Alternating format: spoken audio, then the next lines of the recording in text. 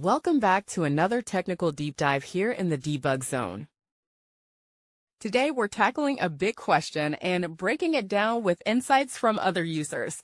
Hopefully this clears up some misconceptions and helps you get the answer you need. So buckle up, stay a little curious, and let's jump right in.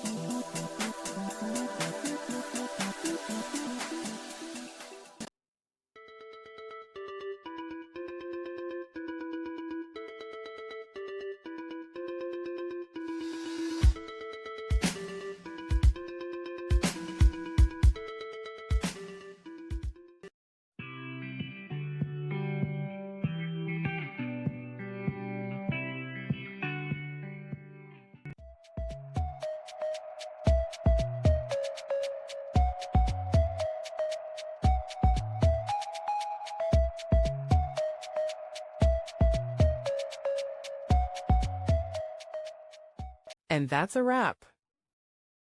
I hope you found the answer you were looking for. If you did, take a second to hit that subscribe button. It really helps out. And let me know in the comments which solution worked best for you. See you next time in the debug zone.